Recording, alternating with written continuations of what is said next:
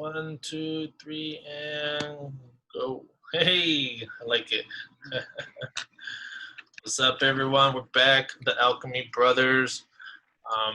Once again, my name is Remy. Eric here. Uh, Hope everybody's having a beautiful day, Sunday.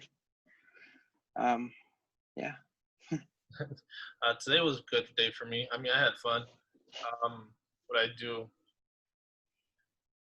Well, right now I just got back home from my sister-in-law's birthday. It's her birthday yesterday, Oh, so we had a nice. birthday party for her today. So it was fun. Family got together and had dinner. They asked me to cook my rice. I make rice, and it's a little spicy, but it's like I don't know. It's yeah, That sounds it's that good. sounds good. It's, I love spicy foods. me too, man. Like I feel like some like sweets and spices like make blend together. I don't know. I made this dish one time. I tried to make it as best as I could, but mangoes and habaneros and chicken. Mm. And I think I kind of got the idea from Buffalo Wild Wings, their mango habanero sauce. But I like use like a mango, and I use like real habanero peppers and mango juice, and like it was sweet, and then like it just hit you all spicy. So that was fun. Yeah. Usually like whenever I would order pizza, I usually would do like pineapple, jalapeno, and pepperoni to get like the three like sweet, spicy, and like salty. Yeah.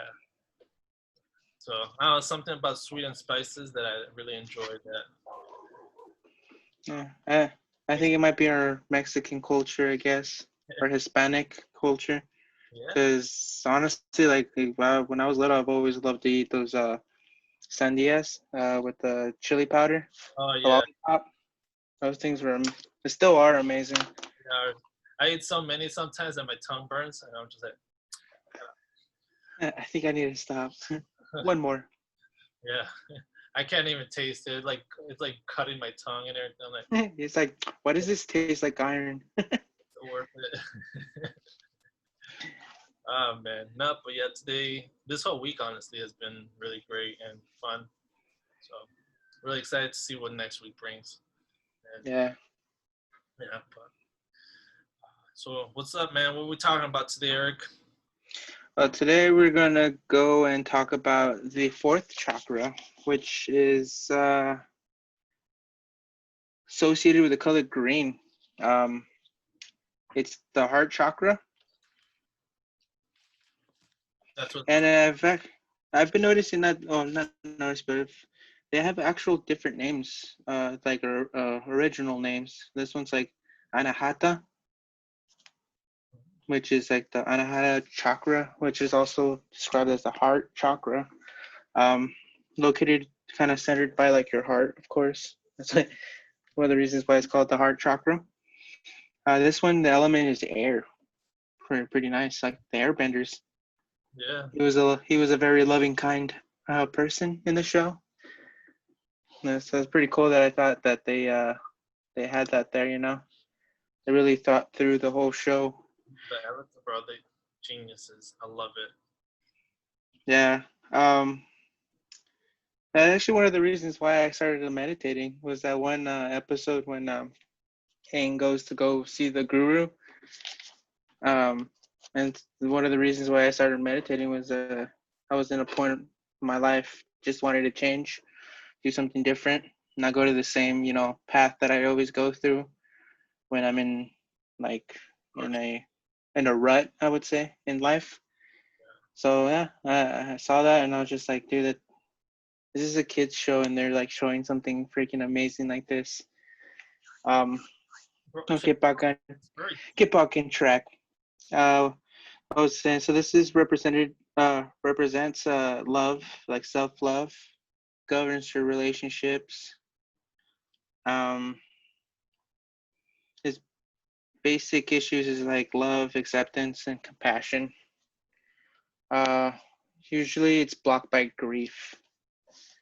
Any kind of grief that you have in your heart. Could be anything. Anything you blamed yourself 4 is mostly like what blocks it. Um, Usually like I would say sometimes like when you have an unbalanced chakra, you feel kind of loneliness, jealousy, uh, cold-hearted, and like I said, it's sometimes on grief. It could be other stuff too, like you going through a relationship and it's not going the way you wanted to. Could be that as well too. Um, Coming out of a heartbreak, that's another part that kind of unbalances you. So you Yeah. have to find your happiness again. And just for experience in my life, happiness comes within you, not from a person. I love. Um, yeah. Sometimes you just had to go through those heartaches, and learn that lesson. Yeah, I mean, this was more with not not the girl from here in San Antonio, but Rhea. Hmm. Yeah, I don't know. She taught me a lot, so I'm happy. So That summer love in Cali, huh? The best way to know that you have a very balanced heart chakra, is if you're open-hearted, you're emotionally balanced, sincere, trustful, tolerance, and and what was it? We're actually gonna. What was it? The word empathetic. empathetic. Yeah, Yeah, yeah, that's our main topic, empathy. yeah. So it actually does hit this note here. So like that's how you know you're a well balanced fourth chakra, as those emotions there. It, The kind of. Oh, go ahead. on, that it focuses on empathy, or like it. One of the keys Well, of it is empathy. yeah. Well, you know that your heart is open Oh, okay, and balanced is when you're empathetic, and open to things. that's cool. Yeah. Um, I find a way to meditate on this. Like this is a way to unblock it, is meditating. They do suggest making the sound yum. That's like while you're meditating. They were saying like the word yum, you kind of you kind of feel it going down your esophagus cord down to your heart. So it kind of like helps you visualize that while you're meditating. Have you read the book Siddharth? No. No, I thought you did, or Siddhartha or something like that. Because he there's a word in there. It's om. Is that the same word? Is that Um. yeah om? Well, it's the same. Not the same word, but it's Same. YAM. But it is based on the same thing because each chakra do have their own sounds. Now that I've been like kind of like digging into the chakras more often, like I found a couple of things that I've kind of missed on the other ones, but it was pretty good. That's cool. Um, so that's the one word that they recommend you to use. I think the was I think it might have been either the third chakra, but I'm not too sure. The solar plex, maybe. I would have to look into it, but um, another way to open your chakras would be like opening yourself by just giving, like love to strangers. Be more open. If you're like, let's say, like you use public transportation, like like kind of sit down. Somebody sits next to you, and you kind of feel like this guy it has or person has a good vibe, not a bad vibe. Just have a conversation, a friendly conversation. Could always make anybody day go well. Just having that positive conversation. With strangers. Those are always some fun. Honestly, yeah, dude. Like I used to be not open to most people. Like I would be kind of, I shut myself from people. And then ever since I started like, meditating, I have opened myself. I smile like whenever people like walk by or make eye contact with me. I'm not flirting with you, but I'm just trying to be nice. uh, Are but you? yeah, no, no. I just want your day to go nice. You're hitting on me. No, I'm not. I swear. Why do you want my No, date? but Like, you don't even know me. I got a boyfriend. and I'd be like, so do I, honey. Oh, he's a lucky guy. But yeah, I would say by like talking to people or even giving people compliments on like anything they're wearing or be like just that kind of gives them that happiness, kind of like being more open to people, kind of giving them their a better day just by complimenting by their shoes. They're like, oh damn, dude, those shoes look nice, and then just kind of starting a conversation. And the most important thing is eating healthy. Eating healthy. Any any green stuff like try to balance it. Broccoli, avocado, spinach, kale, Brussels sprouts, green tea. It's pretty good. Mm, So don't mess with anybody that's drinking green tea. I need a green tea. I Eh, need to just start kidding. buying green teas. I was just making bringing a quote from what was it? Hot Rod. Have you ever seen that movie? No, I don't think so. It's No. with Andy. One Andy is something, right? The guy. Yeah, from the Lonely Islanders, Yeah, yeah. whatever. Yeah. There was a part where one of his like crew members gets mad at some guy, and because he's like they kind of crash into his like RV, and he's all like pissed off. He's like, "What the hell are you guys doing?" He's like, "Oh hell no!" He grabs his trash can, hits the guy over the head. He's like, "I've been drinking green tea all day. Don't mess with me." That shit, it's so funny. And I was gonna also put in fish oils, like if you go buy like vitamins and stuff, fish oil is really good for your heart. Also, really good to lose weight, Mhm. to cut that fat. What's up, man? That'd be it, man, for me. For you? All right. I did a count of how many books I've read so far. I think I may have missed some. And there's a lot of books that I like reread a lot, so it doesn't really count. I don't know. But with the books that I've read and the books I have reread, because I've read like The Alchemist 3 times and like The Secret, I've listened to it like 6 times, probably even more.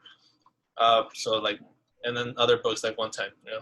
But overall, like all the books that I've read or listened to, over 28 this year. I think about 28. That's good. Well, Yeah, what was your goal, wasn't it? I forgot. I know you posted it up. Like, a I thousand, wasn't sure if it's 1,000. a You're thousand. close. Hey man, we're like 2% through. Honestly, dude, like I saw that and it kind of made me like it gave me more power for me to go read more books. And I was like, man, this guy's like reading books. It's like I got a bunch of books that I've bought and that haven't started reading. And I was like, I want to get started. And like I said, I've been trying to finish the book, the Paradise in Plain Sight. Really good book. Forgot who the author is, like Karen something, but it's a really good book. It kind of goes through like it's cool because like the way she writes the book, she kind of writes it in a way like you see her perspective of life, and in the book, right, and she's like transition in moving places. I think she was coming from fireworks. I was like, oh shit. They go crazy here with fireworks. So she pretty much like writes it through like I want to get the book so far away. It like kind of goes through how she would go when she was buying a house, and kind of like the chapters are like going through the gate is like the first chapter. Um, the second chapter was like, oh, actually, no. The first chapter was like getting out of the curb that you're always like doubting yourself. And as soon as you get out of the curb, you go through the gate, which was the second episode or chapter. And then the third one was like going through the garden, and then just pretty much is like going through like when she was going through the house and how she like changed her life. But it's really good. Like it really like touches pretty deep into like very spiritual like Zen practice that she's done. So it's really good. So that I'm almost done with that book. I have like 2 more chapters or 3 more chapters to go, and then I'll start with Mastery of Love. I'm gonna get that one, bro. I'm excited. Well, I have to buy it still. I'll probably buy audio because all Don Miguel's books I've been buying audio. Which is the one that you just finished? Because I want to get that one. The Mastery of Self. Oh, myself. That one's good. I like it. I think I listened to it twice already. I'll re-listen to it again. And the Four Agreements, I love that one. That one I can't even get enough of that one. That was a good one. Yeah, like each time I read, like, and it should be like this. Like people just like ask, like, why do you read? Like, what's the point of reading? I'm like, how are you not reading though? Like, like just put on an audiobook if you don't like to read. But now I'm gonna listen to music. Like sometimes I go to the gym and I'm listening to an audiobook. That's cool. It's cool, I'm like, and I've been listening to some speeches too, and they said don't count your reps until it starts hurting. So that's gonna help me a lot too by being able to listen to the audiobook instead of like, listen to it and I'm like 1, 2, 3. I'm like, yeah. So so I'm excited to try that and put all this into practice. So, but yeah, I don't know. People need to learn how to, or just get more into reading. There's this, I think I told you about her. This coworker of mine. She was a single mom. She was a really cool woman, and I bought her the book, The Alchemist, but in Spanish. And I was like, you gotta read this book. I was like, it's gonna change your life, and I hope it changes your life just like it changed mine. She never read it. She probably still hasn't ever read it. She told It me, takes a while, yeah, dude, for someone to like. Because I gave a book to. I actually, my story with that book was I lent my first book I bought to someone, and she just pretty much didn't even read it, just left it. She moved, and she lost the book. she And lost. in the movements, a funny part is the universe kind of lent me or gave me the book back without me even buying it, because Joanna, Rodrigo's girl, she bought the book as you were saying something about the how you wanted to read during this year. You wanted to read 1,000 books, and she's like, I want to read too. So she went out and bought that book through Amazon, and they sent it her twice. And I Oh, was talking about the book, and she's just like, hey, do you want the book? Like they gave me 2, and I ordered 1, and I was like, oh, sure, fine. And I was like, dude, the universe just sent me the book again. So that's I awesome. read it again. That was like the second time I read the book, and I was just like, Right here too. I've been thinking about reading it again too. it's a good book. I highlighted every time I read it. I highlight it. I do the same. Yeah, I have this. My girlfriend actually gave me the idea. Just a second. Yeah. So I bought myself a highlighter, or like a highlighter, like 5 different colors. So yeah, So her name is Karen Mazine Miller. Yeah. guys. Oh, I'm excited. Oh, Karen Benzine Miller. It's a really good book. She has other books too. I wouldn't mind reading the other books that she has. But like I was saying, my girlfriend gave me this idea of highlighting my books. And I have green, yellow, orange, pink, and blue. And they're all different things that I highlight. The What? green one is, huh? Yeah, I was gonna ask you what do they mean? Oh, okay. The green one is what I have felt. The yellow one is what I have achieved. Orange one is what I have learned. Pink would be meditate on it, and then blues are look up the words, which words I don't know. Right. That's cool. So I like that. I I end up doing that. It's really helping me a lot. Yeah, I do the same for a book. It's called Think and Grow Rich. Uh, Um, that one's good. I think I sent you a short Instagram video of it. Andrew Carnegie and Napoleon Hill. Think and Grow. Yeah. Yeah, and that one I have three colors. Orange is formulas, like things they tell you like you have to do this or it won't work. Green is quotes, like quotes that stick out, like he puts in Bible quotes, like practice what you preach kind of thing, or like he gets quotes from different things. And then yellow is keywords, not necessarily like words I don't understand or like know what they're meaning, but words that stick out to me that within that sentence, like for example, is like you have to take action, like you have to, have to, and then take, and then action or something like that. I don't know, like, and like I like okay, like those kind of like stick out, and they're like bolded up in that book, like they're bolded letters, and like that's a reason why they're bolded. Yeah. But it's fun, it's cool, I enjoy it.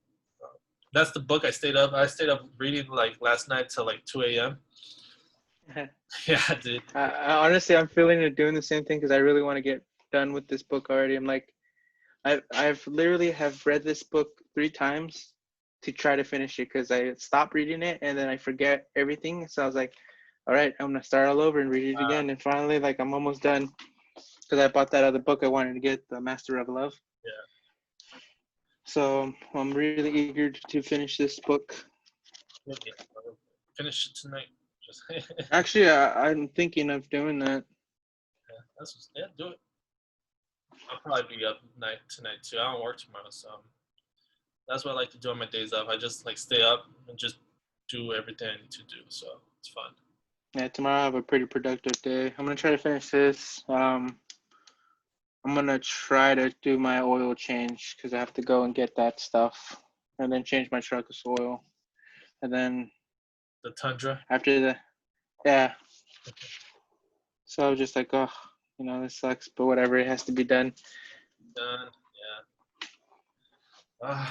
But moving on with our subject, empathy. I think empathy, and I'm really fortunate to be able to practice being empathetic because I work customer service from home. So it's really I feel like I'm pretty empathetic just because I've learned how to do it at work, and the definition of it is the ability to understand and share the feelings of another person. Um, I have here a list of 7 things. It was a YouTube video, and I was just like ways to be more empathetic, and it was and I thought it was kind of cool because it was focused on customer service. But this is not necessarily just for customer service, and that's the thing that people I feel like get kind of like who are learning or who are trying to learn certain things with like hear customer service and like, oh, that's not what I'm trying to look up for, But you have like I don't know, maybe I'm just, maybe I'm weird. And we're all weird in our own ways, my friend. Don't be ashamed of it. But no, like yeah, so like 7 ways to be more empathetic. And this was more for a customer service representative. Like it was a video for customer service, but I don't want to put that label on it, the customer service. This is 7 ways of how we all can learn to be more empathetic and grow as individuals. 1, listening. Listening is probably one of the most important ways to, because if you're gonna be empathetic, the reason you're empathetic is because someone's having a bad day.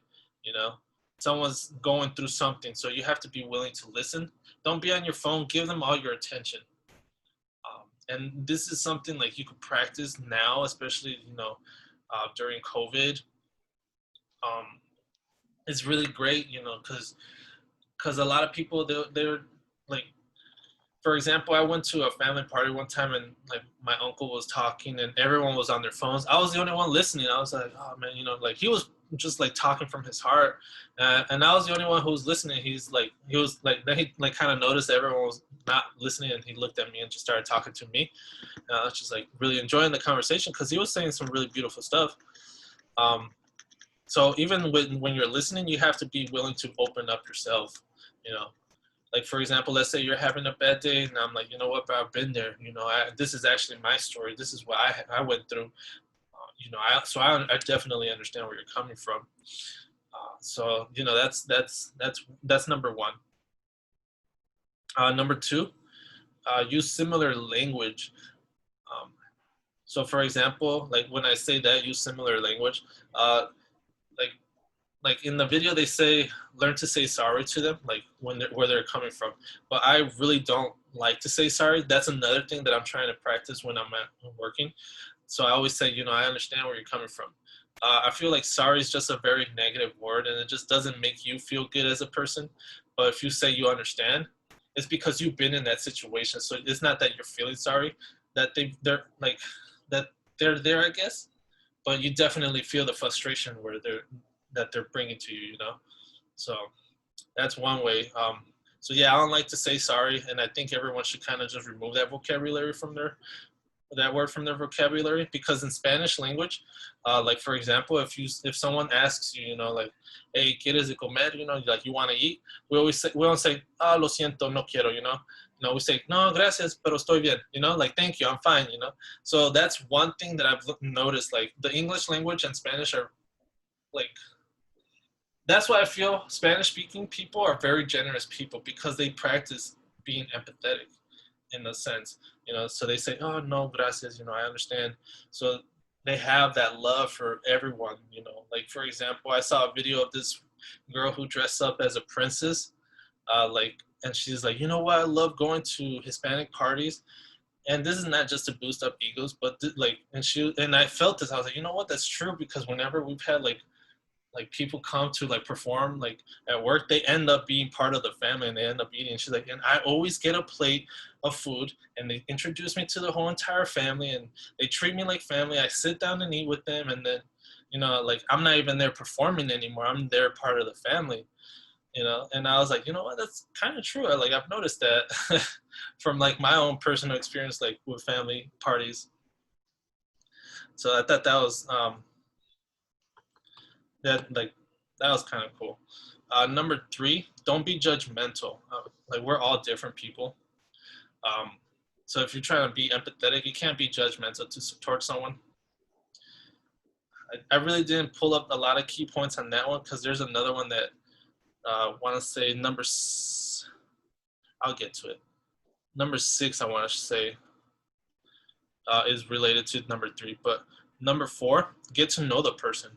Kind of like how you were saying on the bus, get to know the person, give them a compliment, just, ask them where they're from, ask them how they've been.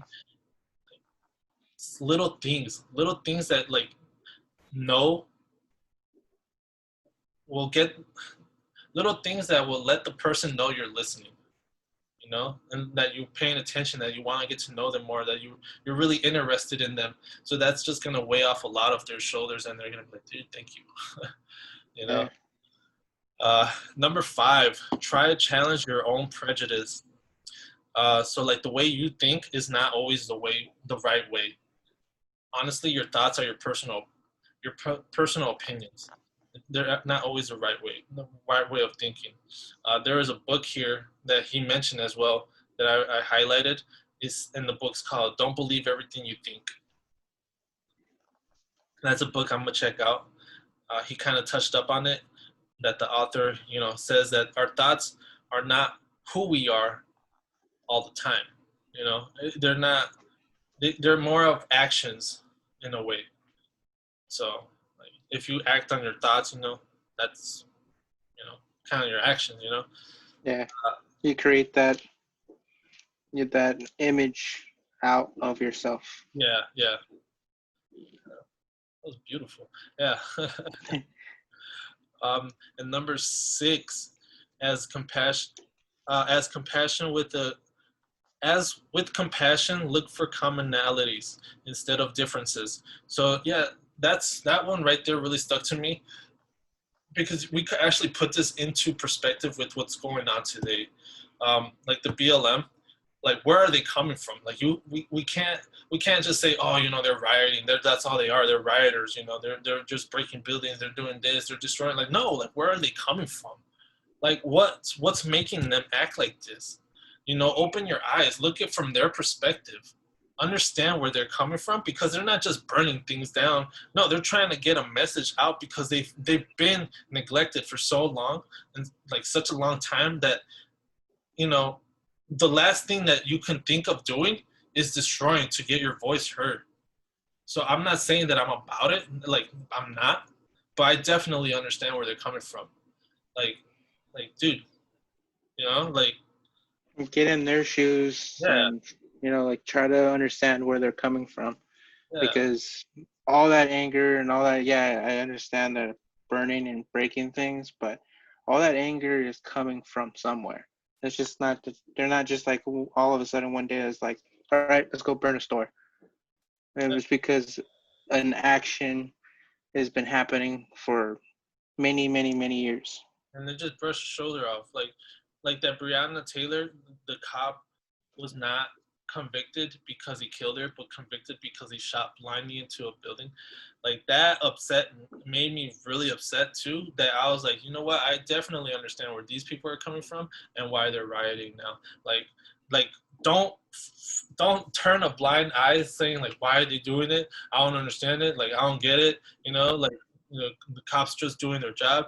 Like yeah, cops are doing their jobs, and like I'm about it too. Like do your job, but at the same time ask yourself, if I was in their shoes, how upset would I be? Like if my kid didn't come home one day, if my daughter's home and she gets shot, like how would I feel? And then that's the conviction, that he didn't get convicted for killing her, but getting convicted for shooting blindly and endangering other lives. It's like, that says a message not only to that sends a message to the community, the BLM, but that also sends a message of like empowerment to the other communities. Yeah. So where's the system really working? That one kind of went off topic, but at the same time, it was kind of in that topic. I would agree because it's something that it's going on in the world that needs some attention. Some people need to open their eyes and like, yeah, like the cop shot and killed her, and he didn't get in trouble for that. He should at least gotten at least some time in prison. That was this. Yeah, like yeah, maybe he didn't mean to shoot her, but like he shouldn't have shot in that way. He should have. I'm sure they have a lot of training and they have to look before they shoot. Like I'm pretty sure he knows that. Yeah. There's training that they take. That topic's really very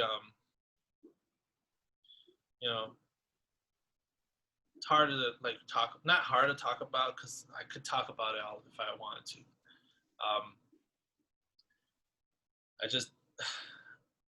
I'm upset. Like I don't understand. I understand where Black Lives Matter is coming from. I don't understand how that conviction happened like that. Yeah. Oh, that's a different story. It could be a lot of things. Like he might know someone in the system that got him that. That slap on the wrist. He might have family. We don't really know how that commission started. Like how he got that. It could be a lot of things, and honestly, we don't have to worry about that. How he got it, we got to worry more about like what we could do so that doesn't happen again. Yeah. So these components right here that I'm trying to give, with compassion, you gotta look for commonalities, so don't even look for the differences in someone. You gotta look for their common thing. It can be as simple as you liking the same sports team, like Yeah. if you're ever in the sports arena, the energy in those arenas are like amazing, and like you're cheering for the same team, you're excited about the same team, you like, I remember people just hugging each other. They didn't even know who the hell they were, and they're just hugging each other, they're high-fiving each other, like, yeah brother, like kind of stuff like that. Like look for the common things that you have with one another. It could be as simple as your zodiac symbol. Like people freaking love that nowadays. I really don't like care about the zodiac symbol. I mean, I like care about my own, but I'm not gonna be like, oh yeah, I'm a Libra kind of thing all the time. So look for the comment things. Number 7, avoid labeling people. that's If a that's a tough one. A lot of people, and I am. I do it every once in a while. I catch myself like trying to like label people, and as soon as I catch myself doing it, I was like, Eric, don't be an idiot. Don't do that. that's good It though. is one of the things that, as human beings, we do a lot. We Automatically. like to label things. Yeah, definitely. So yeah, avoid labeling people. And yeah, I catch myself too. It's more like on the basic of religion though. For me. But yeah, don't label people as Christians. Don't label them as like blacks, whites, all that. We're all humans, and we come from whether or not you believe it. We come from the same Creator. It is what it is. And that's Mother Earth that we came from. We came from the universe. We came from God. We came from Earth. We came from whatever you want to believe in. It's all connected. Yeah. So that's those are my 7 topics that I wrote down. Then I have one here that was focusing more on for COVID, how to practice self empathy during COVID. Nice. And I think this one kind of cool because a lot of people, kind of still scared of COVID. And I hear this a lot when I'm working. People call me and, oh, I stay home. I never really go out.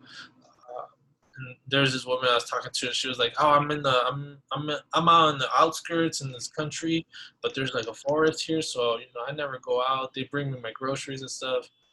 I was like, "All right, cool." But some of the keys here are like stay connected. It could be with your family, your friends, anyone. Just stay connected with them. I think that one's really cool and really important, and that's how you and I kind of like got in touch. I think. Our first conversation was like a FaceTime, right? Yeah, we were just like, I really don't even know how it went. It was just like we just started talking, and we were like, "Hey, do you have time on Sunday?" I was like, "Yeah, dude." Like, we had the same days off, Yeah. so Sunday and Monday, and this is how the whole thing was created. And we just started talking, and it's just like, damn, we should have recorded that. Yeah, And yeah. First conversation was amazing. yeah, So this is our 6th episode if you really think about it. we've gone through a lot, man. Man, that's awesome. So yeah, that was the one for COVID. Stay connected. Another one that says here, be aware. Mm. Let me read this. Consider some of the ways that the pandemic has affected your life. You are working from home or on paid leave. Are your kids out of school? Or do you have plenty of food in your pantry? So I guess yeah, focus on like the good things in the way.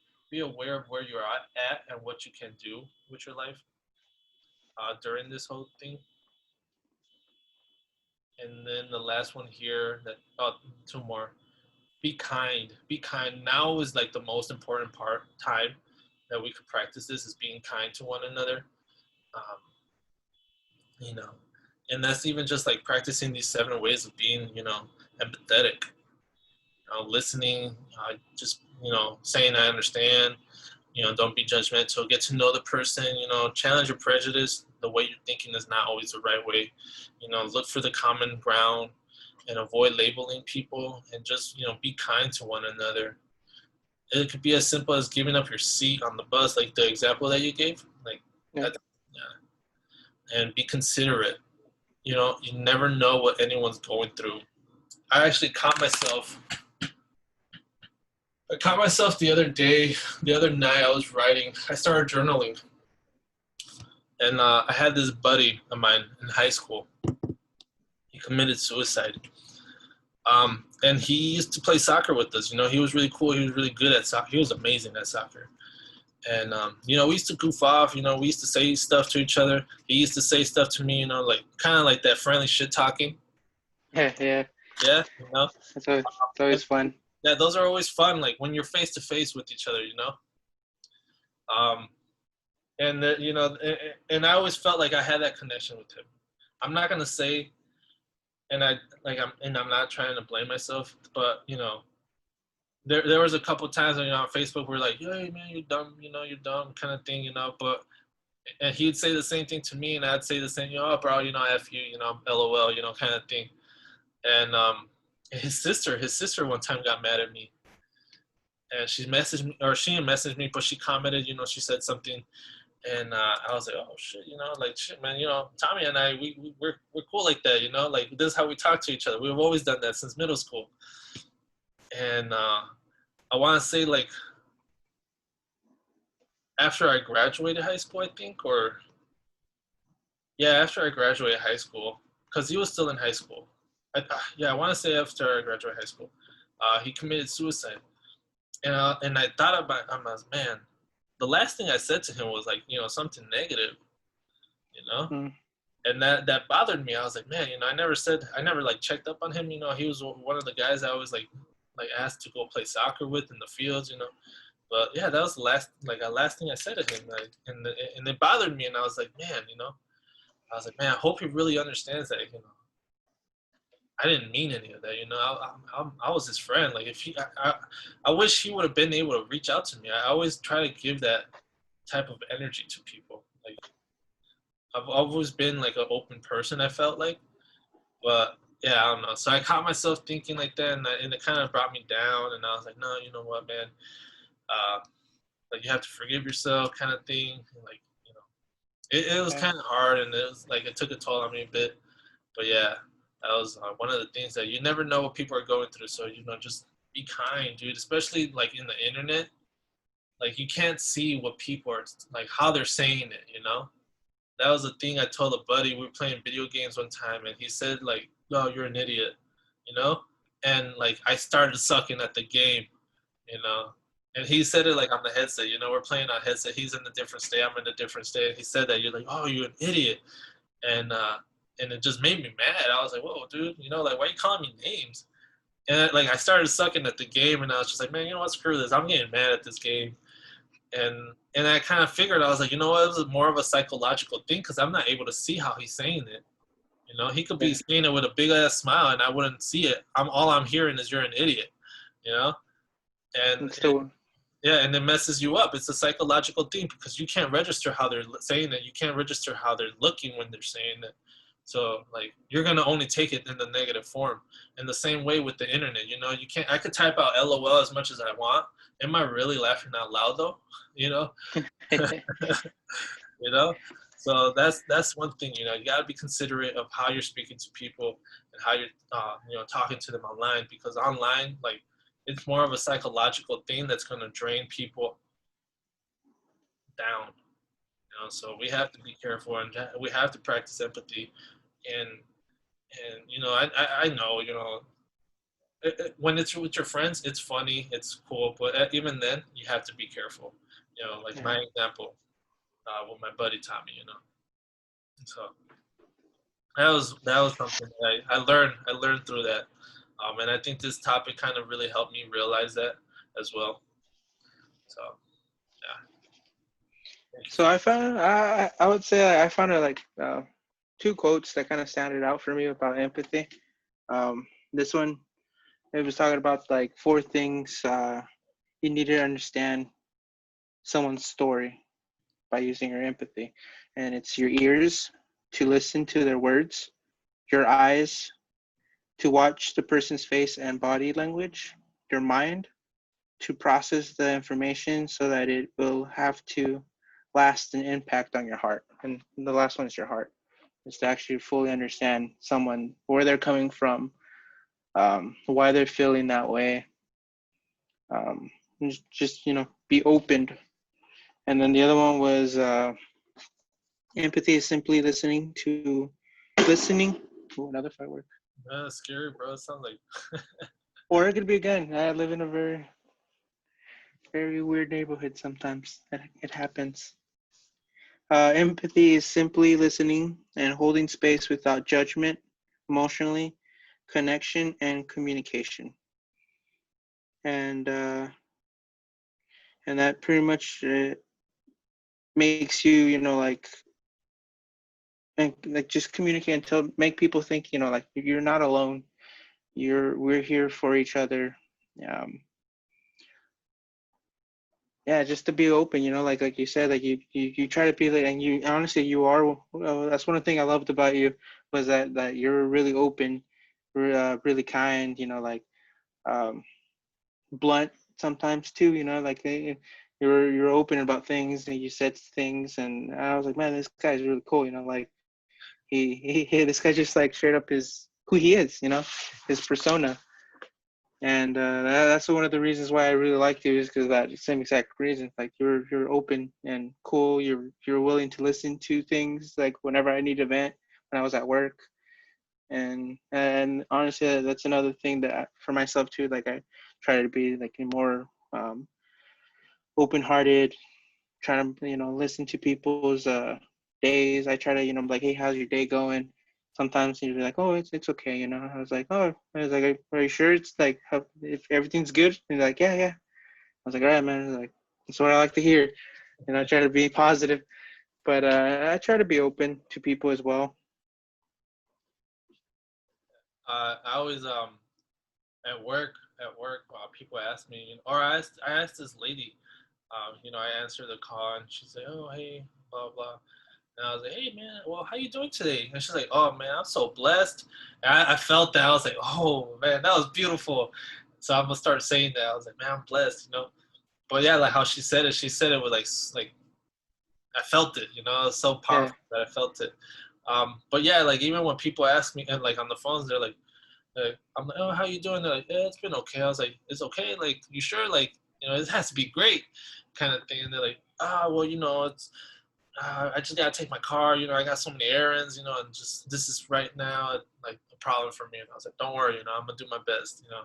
So I'm trying to play my role. I'm trying to play my part, even if it's just like I think over the phone.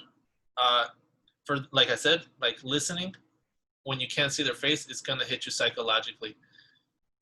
So it's either gonna lift you or gonna drop you. And I'm aiming to lift everyone that I talk to. That's a good way of trying to live. Trying to lift people from their emotion clutch. Yeah. So that's pretty much what like gets you is your emotions and brings you down sometimes.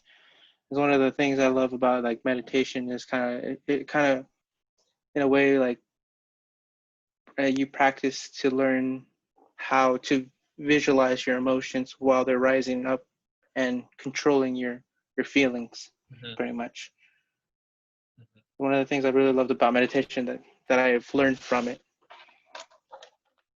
Because like I said, I catch myself doing stuff like being judgmental sometimes, passing by as and someone cuts me off. Oh, Dude, like yesterday, you know how like when you have a left and a right turn, like the person in the left only has one lane to turn, and then the guy in the right either has like the lane right close to the car, or like you can go further away. And I didn't go that far. I stayed in my lane, to turn. And this guy like straight up like started saying shit, and I was like in my head, I was like, all right, I want to start talking shit on this guy. And then as soon as I like put down my window and that foot just started taking off, and I was like, oh, what a dick. But like I was like, then that's when I was like, I engaged in my feeling, like, well, why did I do that? I was like, but that's what I mean by like trying to get your catch your emotions, like I saw myself and then I was just like, well, what did this guy say? And I like, I rolled down my window and I'm just like, it took off and I was just like, why the hell did I do that? Why did I try to engage in that? And I was just like, it happens, but it was funny. That mine actually happened today. I was driving doing that. I was just happy, I've been happy lately, so I'm just driving. I was singing out loud, bro. I was like, and there's this car next to me, a red car. That's not the car that almost hit me. He's chilling, he's like, like so far from me. And this black car just out of nowhere, like, I think they were coming out of a restaurant on the far lane, and incoming traffic was coming, so he just floored it, and he cuts over the medium, and and I'm coming, and I see him. He's just in the he's like a good portion of his front tires were in my lane, and I'm just like, phew, phew, and this car like does the same thing, you know, like he swerved and I swerved, so we're both like that. And then I put my window down. I was gonna flick him off, and I just went like, dude, like I caught myself because I was like so close to flicking him off that I was just like, nope, don't do it. And I was just like, you gotta think, bro, you gotta think. And it felt good not flicking him off and like catching myself like midway, you know. I was like, Yeah. I was just like, and I went back to singing. I was like, I'm not gonna let that bother me, and I went back to singing. You're like happy. I'm so happy. I should listen to that. I haven't listened to that. Dude, when you first sent that video, I was kind of going through it at work, you know, and I was just like put it on, and I was like, I haven't heard this song in a long time, and I put it on, and I'm just like, okay. And I started just working, cooking, and then pretty much the whole work time went by quick. But it's funny because I was just like in a rut, like in the beginning, trying to get things done, and I was just like, and you sent that like in the perfect timing, dude. I was like, oh, nice. I was like, I haven't heard this song in a long time. The universe. I sent it to everyone that day. Like I sent it to my brothers. I sent it to a friend of mine in Illinois. I sent it to you. I sent it to a lot of people, and I sent with the same message, like, you know, hey man, make today a great day, kind of thing, you know. So, so that's another way to practice empathy too. You know? Share things you like with other people. You know? Things that you think will make them feel good. That's true. Yeah, man, that was that was happened to me today. And then today was fun. Got home, or I got to my brother's house, got to play a couple video games that I haven't done, got to do in a while, so that was kind of good, like just to put that out there, you know, and just now I could come home and just enjoy yourself. Yeah. So how is life with no video games, huh? No video games, no TV, dude. I'm love it. I love it, dude. I'm thinking about not getting my cell phone service now. Damn. Yeah, dude. Like all I have is internet. Like most of the people that I have in my contacts, they all have iPhones, so they'll be getting like iMessage. All you need is internet for iMessaging. And if I don't have your contact, I at least know that I have you on Snapchat or Instagram. So you know. Yeah. Yeah, I don't know. I mean, that maybe that's too much though, because you know I still like to talk to people on the phone. So, but yeah, I hardly pick up my phone. I'm hardly looking at it, and yeah, dude, I don't know. I love it. I feel so clear of things, dude. So happy with like how I'm living, how I'm focusing myself. There was one time I was playing video games. This is when I had video games here, and I felt so overwhelmed with my mind, dude. I think I mentioned this before. I was playing video games, and then like the loading screen, you know, it's loading the game. So I like hop on Instagram, and I'm just scrolling, and I look, and I'm playing video games again. You know, another loading screen, and it just like was overwhelming. Like, dude, like I'm here and I'm here. Like that's too much, dude. And my brain just started like I swear to you, it just made like a white noise, like you know.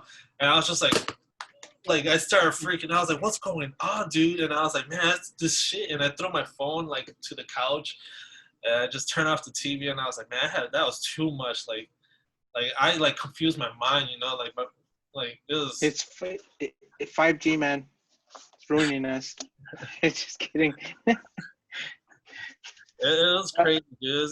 It didn't feel good, and I think that was one of the points where I started realizing I was like, man, I need to really, because I was still reading books. I wasn't reading books as I am now, but you know, I'd pick up a book and I'd read like 3 chapters, and then I put it down and probably wouldn't pick it up for like 3 days or 4 days, and then there'd be days where I'm like, man, I gotta freaking read again. And so yeah, that was like during like times where I was kind of starting really to get to reading. So. Honestly, I've been to that point, dude. Like I'd be like playing a game, and I'm just like, I just like it doesn't entertain me anymore. Like I don't know, just like it's not doing it for me anymore. I'd be playing games and I just get bored and just like, you know, like forget it. Yeah, I man. haven't actually played. I haven't even like turned on my PlayStation for about like 2 weeks now. Like I Just have sitting there. The Last of Us 2. I still haven't even beat that. I don't even know how it ends. I'm not gonna look at it because I'm gonna beat it. Um, so yeah, like that's one of the games that I love. The Last of Us. That one I could play. The Last of Us, the first one. And it'll probably take me like 2 weeks to beat it. But The Last of Us 2, I don't know. I was trying to, and I like it's a beautiful game and everything. And I was like, man, it's really beautiful. And there's times where I pause the game because it gives you the option to like pause the game and then you could like scroll the camera and just view everything. So I do that like, for the most of the game, yeah. So I don't know, because I don't know, it's a new game, and I'm just trying to look at the environment, how long it would have taken them to draw all that. But I don't know, like those games, they're not doing it for me anymore as well. Like I feel you on that. So but I'm happy right now without it. I mean, I'm gonna get them again eventually. But right PlayStation 5. huh? Your PlayStation 5. Yeah. Or maybe, I don't know. Maybe a 4. But right now I'm focusing on my books, seeing what the what the year is gonna end like, how it's gonna be. I say now that I'll probably buy video games. Who knows what the future holds? True. You always have this videos to go back and go through. You know, like hey man, I said this. I gotta get on it. Nah.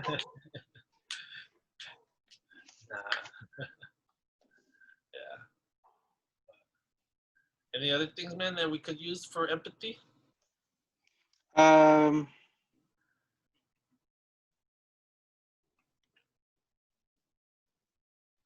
No, I think it's pretty much it from my side.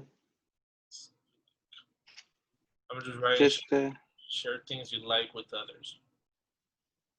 That's a way that's of a good one. yeah. And just be more open. That's I would say. Be more open to observing people without judging them. Try to kind of get where they're from and how their day is going by just observing them. Try to get that sense of, I would say, like with their vibe. Like trying to see how they are that day. Yeah. It could be a coworker, or like I said, in transportation. If that's what you have to get to your workplace, try to be more. And right now too. It's like the hardest too, because the whole COVID crap. Like you don't really want to talk to anybody because you're kind of scared. Yeah. But I think right now nobody wants to talk to anybody, but right now is like the perfect time to start talking to everybody. Yeah. And I feel like a lot of people will open up on certain topics. And if it is like how you get around, like commuting through the city, dude, just why not? Just spark up a conversation with someone, and I swear it'll probably be the greatest conversation. You could say like the dumbest thing to them, and like, what are your thoughts on so and so, and it'll be just a great conversation. You know, there's times where I kind of want to ask certain questions to people, like my family, but I already know the answers of how they think. But I kind of want to just like get the like more of an insight from how they're thinking too. Like I want to ask, like for example, like, oh, what's your thoughts on like the universe and stuff, like way of life and all that, because I was meditating on that yesterday, and I was reading one of the books, and one of the book, Think and Grow Rich, he's like, dude, you're like in the book he bluntly says, one day you're gonna die, you know, and I was like, shit, dude, you know. And then I was listening also to a speech, David Goggins. Have you ever heard of David Goggins? Never. No, he's David. yeah, check him out. He has a book too, Can't Hurt Me. Well, this guy's a monster, David Goggins. I'll send you some videos of him. But yeah, one time he was talking. He's like, you know, it's better now to start mentally preparing yourself for life, because life is gonna throw shits at you. It's gonna throw hits and it's gonna knock you down. And I started thinking about that, and he says, what I do, because this guy runs marathons. You know, he had like a world record for the most pull-ups. Um, crazy stuff, crazy stuff. Kind of like the Iceman, I guess you say. And he's like, I'm just preparing my mind for the day that I get the call that my mom passed away. And that hit, dude. I was like, damn, like I've meditated on the thought that I'm gonna pass away, but I've never really meditated on the thought that one day I'm gonna lose my family members, like my mom, my grandparents. So that's something that I feel is really important right now. It's just, you know, preparing your mind for those hard times, because if your mind's not prepared for these hard times, you're only gonna go down. Yeah, and there won't be no cushion, There's no damn cushion, and that's the part, and that's the thing. Like I'm trying to get people to do, it's like you gotta prepare your mind for this stuff, because if you already are mentally prepared for certain outcomes in life, you're gonna be a monster. You're gonna be unstoppable. So why let life hit you so hard that it feels like you can't get up when you're already prepared for that? Everyone goes through a trauma that's gonna prepare them, or like that makes them have to get better.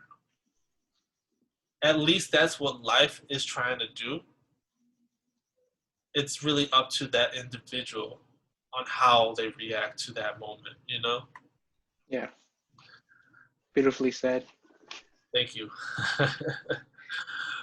But yeah, dude, like honestly, like I'm trying to put these ideas into my nephews today. I called them, I spoke to them, and it was really nice to talk to them. My nephew, kid's a genius, dude.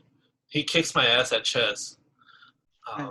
Yeah, he didn't even know how to play. First game, I taught him. I was like, "This is how you do this," and then he kind of got the idea of it. I beat him, right? And he's like, "Okay," and then we started playing again. Second game, I think it was kind of a close, but I still beat him. Third game, he beat me, and then I was like, "Damn, bro, okay." And I That was can't kick his quick. ass anymore. Yeah, I can't kick his ass anymore. And I'm testing him out because I was like, there was one time I was like, "Close your eyes. I'm gonna move my piece, and you're gonna tell me which one I moved." And he like looks at the board after I move my piece. He's like, "Oh, you moved this one, but you also moved this one, you cheater." And he's all like, "Dang." So I sent him today the board of a chessboard with the alphabet and the numbers, and I was like, "Bro, I want you to memorize this, because next time when we play, you're not gonna look at the board. I'm only gonna be looking at the board. So you're gonna have to learn how to know what pieces I'm gonna be moving and what pieces you want to be moved, and you're gonna have to know where all my pieces are at."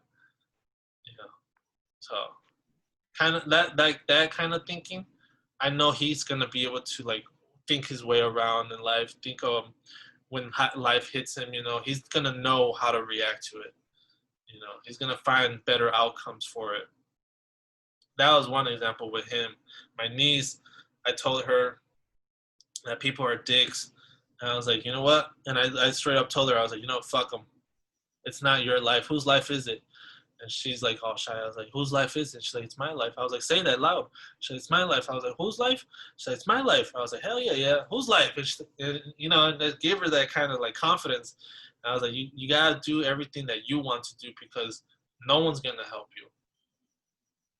And they're kids, dude. Like, I wish someone did that for me growing up. Seriously. And their younger brother, he's 2, so I'm just like, I don't know what to say to him. I love you, man. You're gonna be great. Yeah, so I love you. He's like, I love you. And he's like blabbing out about a spider or something. I was like, oh, well, don't kill it, So like there, like, yeah, be passionate with everything. Yeah, true. That's a good lesson for a 2-year-old, I try to do that when my nephews were small with my dog, Chihuahua. I try to like freaking grab it, kick it, like try to bite its ears off the ears. And I was like, hey, like you gotta be nice to it. Like he's a dog. He's like, you don't just kick it like your toys. Yeah, that's true. I got to them. Now they have their own dogs. That's good. Yeah. So, I mean, it's all about really practicing empathy is really all in the mind. How you practicing it with yourself, like you could take things out of this, like, are you being listened or do you listen? Oh, damn, our voice stopped.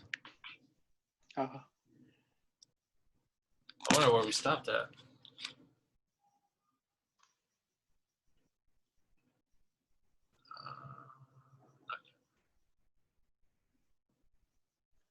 Well, they're gonna have to come to YouTube. Because just put like last, part 2 on YouTube. yeah, I did that because last time the same thing happened. But I caught it and I hit record and I thought I recorded the second part of it, and I can't find it on here anymore. I was like, what the hell? So I put episode 1, part 1, you know, I named it the title that I put on YouTube, and I was like, full episode on YouTube. So Yeah, that's good. All right. yeah, do the same for that. But yeah, like, cause I know how it feels not to be listened, so that's why I always try to listen to people. And I know it feels great when people, say they understand. They've been there. It makes me feel good, and knowing that I'm not being judged by people, knowing that people try to get to know me, and having great conversations, like people challenging their prejudice, and knowing that they straight up tell me something. I don't agree with you, but that is your opinion. And I'm like, that's good. That even that is okay with Yeah. my with me, you know. So that that list right here, I feel like how can you apply it to yourself? Like, have you been listened? Or do you know how it feels not to be listened? Because I told my cousin one time, I was like, there's only like 2 people, 3 people max back home that I really could call my friends. And I was like, the rest, I was just a background friend. And I was like, you know what a background friend is? He's like, yeah, I know what that is. And I was like, man, and that's not fun, like, I always felt like in high school I was like an outsider. And the people that I always was thinking about, I was like, man, I wonder how so-and-so's doing. They weren't thinking about me. Yeah, so, but I have like I said, I have probably like 3 friends back home. 3 friends back home that I could definitely say are my friends, and that's just me opening up right there. Yeah, I don't have too many friends either, dude. Like, I have a few friends here and there. I try to keep my circle small. Um, I would say like a few people are good friends. It's just like the people that stand it out. Like, for sure, we were one of good friends mine. Since like day one, dude. Like, we started working at the retirement home. I was just like, oh, this guy, dude. I was like, I like this guy. He's cool. That was fun, dude. I had the same reaction with you. I was like, oh, this guy kind of was scary, but and it was Rodrigo on you. Yeah. I forgot what Rodrigo said, but then you're like, oh yeah, he's my brother. I was like, oh okay. I don't know. I think you kind of taught me everything too. Yeah. I pretty much did everything there, or not everything, but like most of everything. So I knew everything, how to do it in a kind of fast manner. Yeah. Thank you. You taught me. You educated me. I don't know, some little things, here and there. But you taught me a few things too. And I was always open-minded about like doing things differently. That's another good thing to have for yourself, is that always know that you don't know everything. Mm-hmm. There's always something new to learn. Yeah. And if you think you already know it, always go in there with the mindset of you don't know the whole thing, and you might even learn something new. Yeah, it's true. Their way of wording may be different from what your way of thought. Ooh. Yeah. That's a good one. Oh. Oh, and the other thing too is talking about your friend, though. the one that committed self-suicide. That's another thing that I've actually taught myself to never say anything mean to anyone, and always say I love you, or like try to be nice when finishing a conversation and you're not going to see them anymore, because you just never know. Like Yeah. it could be your last day, or it could be theirs. Like you just never know, and you don't want to have that that last conversation being bad. So Yeah. I've actually, like I've told my mom that once. Like it was like, oh, like, you know what? Like this one time I caught myself. Like we were kind of arguing, and I was leaving, and then I straight up like opened the door back, and I was like, you know what? I'm sorry. Like I don't want to leave in a note like that. I was like, Said that? I love you. Huh? You went back? Yeah, I went back, like I closed the door, and I was like, you know what? I was like, I'm not gonna go out in the streets with that bad negativeness like left like that. So I went back, and I'm like, hey, like, sorry, I'm kind of like in a rush right now. I'm not trying to like talk. Like I'm kind of late out to go to work. So like, I'm sorry, I love you. We'll talk about it later when I get home. And we hashed it out, but it's just like you have to remember, like, always try to like have something nice to say before you leave, because you never know. You never know when that your last day is seeing them. So always try to have a positive and uplifting goodbyes. There's another buddy of mine that passed away in a car accident. And he was actually one of Tommy's closest friends too. and me and him, we always kind of like bumped heads. We always had a rivalry. I never said anything bad to him, but we always had like, cause we all played soccer, Tommy, me, him. We all had like a friendly like frenemy rivalry kind of thing, Yeah. And yeah, his name was Keegan. He was good at soccer. I'm not gonna lie. There was a couple times where I felt good about myself because I did like a move that he would never expect me to do, and that like just left him, like stunned. Um, but yeah, when he and I'm not gonna say that Keegan was really more of a friend of mine. He was more someone I knew. I never really like cared to get to know him, and I didn't like him, honestly. If I'm being honest, I really didn't like him. But when he passed away, I had three dreams of him. Not like right away, and not simultaneously, all in one day or all in like within 3 days span. There were like three different dreams, and each dream always took place in school. And I would see him, and I just start crying, and then I wake up crying. I'm just like, man, what do I need to say to him in my dream, that like what's going on, like. And then again, like so many months later passed by, I had another dream of him, and like I see him again, and I start crying. And then finally, the third dream, the last dream I ever had of him. In my dream, I go up to him and I'm crying. And he's like, Remy, why are you crying? And I was like, man, Keegan, I just want to say I'm sorry, bro. He's like, why are you sorry? I was like, bro, because I never liked you. And he's like, bro, you're worrying about the wrong things. He's like, don't worry about that. Like, I'm good. And I was just like, dude, I just had to say that to you. And he hugged me in my dream, bro, and I just started crying, bro. I woke up crying. My pillow was all wet. And I was crying. It was just, yeah. and, That's cool. yeah, that was a cool experience, and I really think it was him in my dream.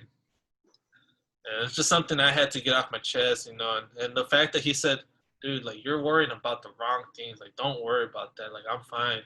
Like, that made me really happy. And it just, like, I woke up, and that was probably that was a good day. I'm not gonna lie. That was a good day. Because I think I got that weight off my shoulder. And it's one of the things that kind of, like, taught me more to be more empathetic, more loving, and just helping out people. The best way I can is just by spreading the love that I want to receive back. Good. I'm messaging Walter.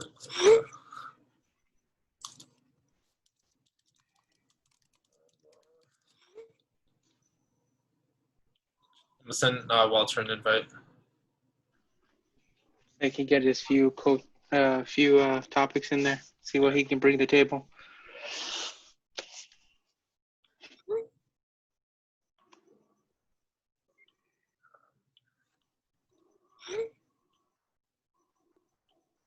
I'm out of things, so I know Walter will have something to share.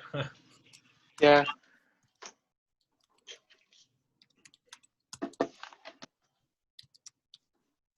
You know, only because we don't know what else to share.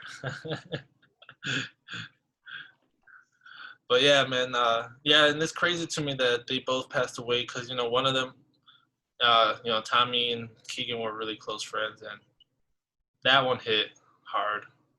Tommy and Keegan. So, R.I.P. to both of them.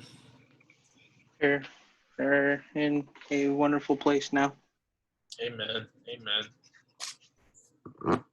And I mean, if this is just gonna go out to everyone who's watching, if you are going through something, dude, just open up. Like open up to ask for help. It's okay, to ask for help. Don't feel like you can't, because like do not drown yourself in that sorrow. Because the people who and this, like, don't take this. I hope this doesn't sound bad, but the people who commit suicide, they have so much courage to do that they put that courageous effort in the wrong place.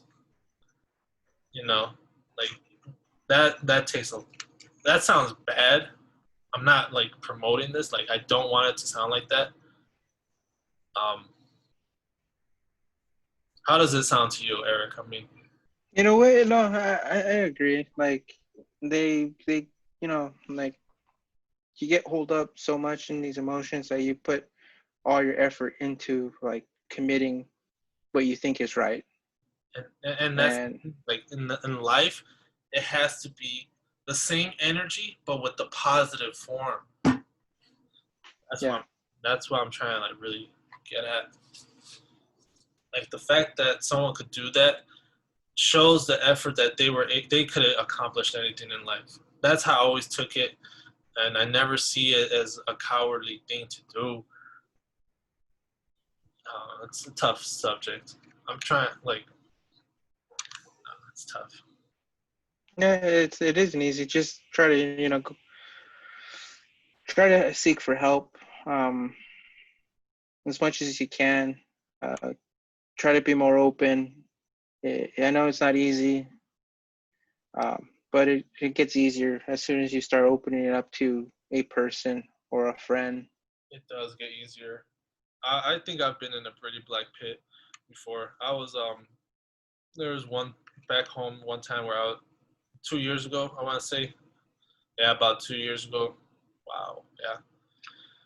I'd just be smoking weed every day, getting high, playing video games, and I didn't care about anything. I go to work sometimes high, and people were like, "Dude, are you high?" I was like, "Nah, bro, it's my allergies." They're like, "Oh, okay."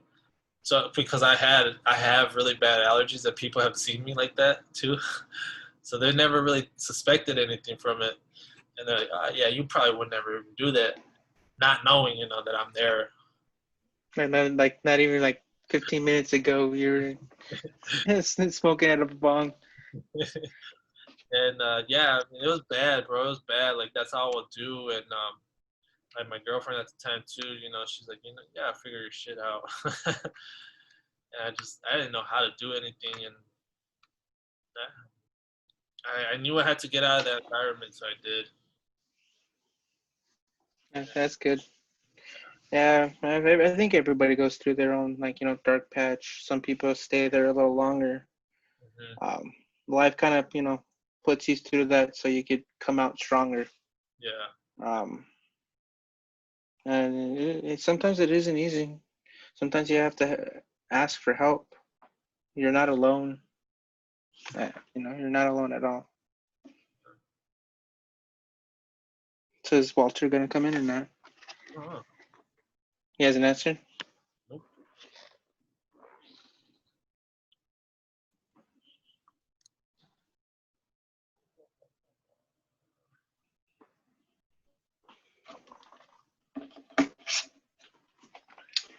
So yeah, beautiful. Yeah, it was fun. What's up? What?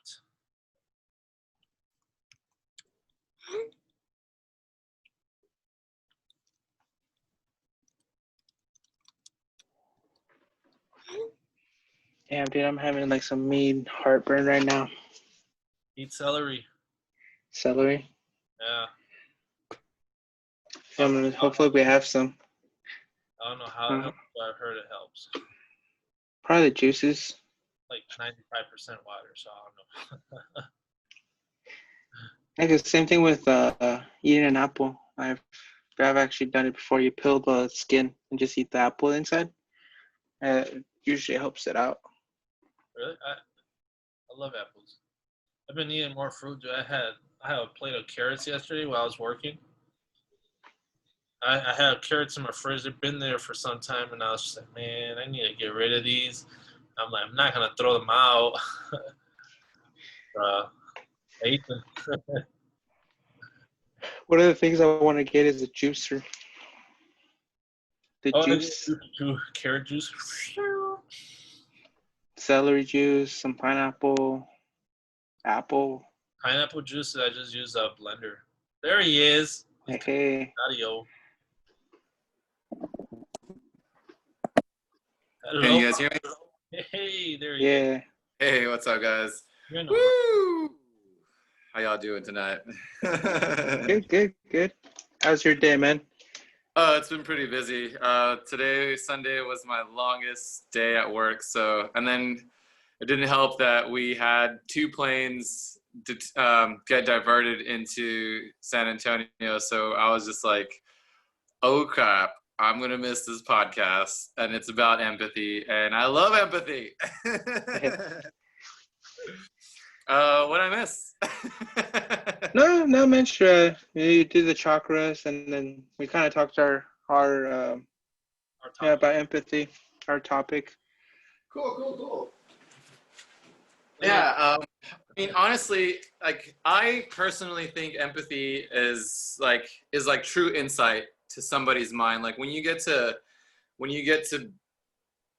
and you have to know the difference between sympathy and empathy. Because when you're sympathy, it's just like, oh, you feel sorry for somebody, and when you empathize with somebody, you put yourself in their shoes. You know that saying that your mom used to always tell you.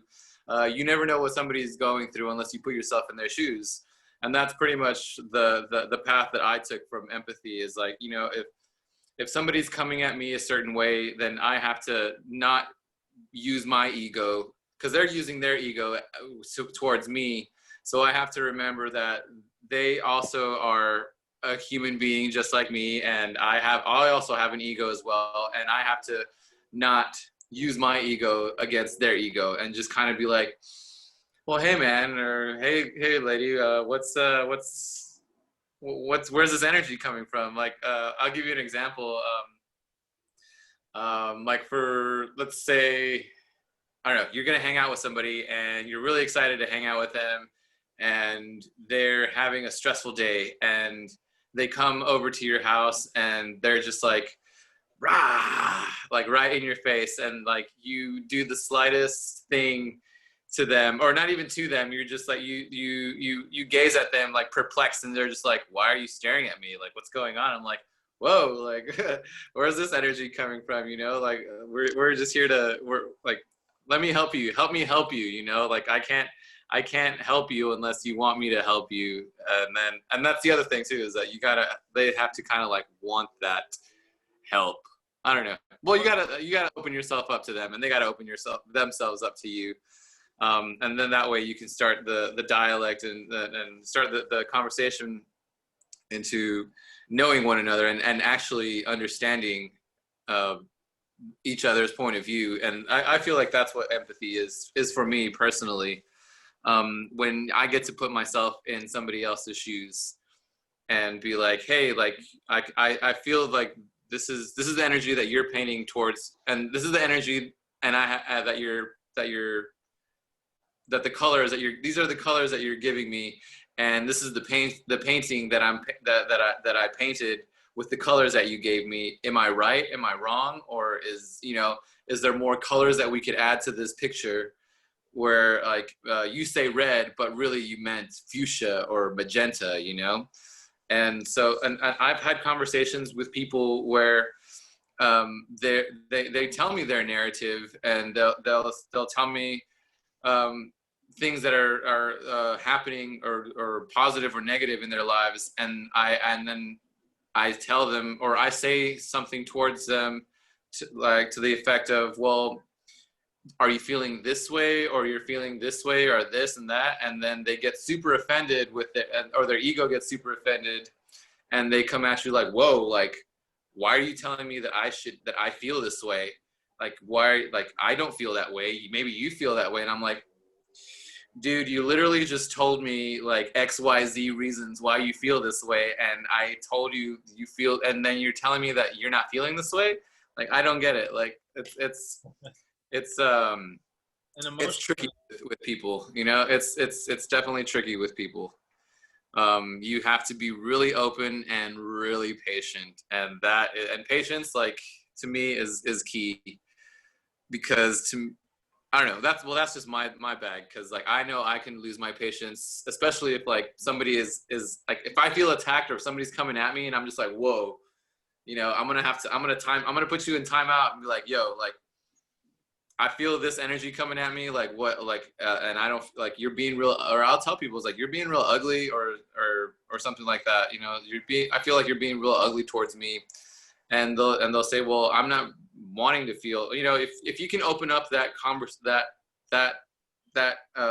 foundation, that channel, yeah, if you can open up that channel of conversation to actually, and you are actually trying to understand each other, then I feel like that's a good path to go down, But if one is just trying to talk over the other, and like one's just like, well, let me make my thing is like, let me make my point across before you jump to conclusions. And if I stay silent while you're having your part of the conversation, and I'm silent, and I take a while, and it's just because I'm quantifying things in my mind. And some people, like, they want a straightforward answer. They need an answer now, and maybe again, that's just our westernized version of thinking, our Americanized version of like instant gratification, of wanting things now. And sometimes, like, I won't be able to give you a straightforward answer, or I won't be able to give you the answer now, because there are other factors that needed to be thought of, and so that way. And that's where I get lost too, is like I start quantifying all these things in my mind, and yeah. So empathy, it's fun if you really want to try it out. It's a great way. Like I said, it's to me, that when I started this journey, it was I started reading a lot of, or listening to a lot of YouTube things from what is it, Alan Watts. Alan Watts was a big thing for me. Good guy. Love Ellen.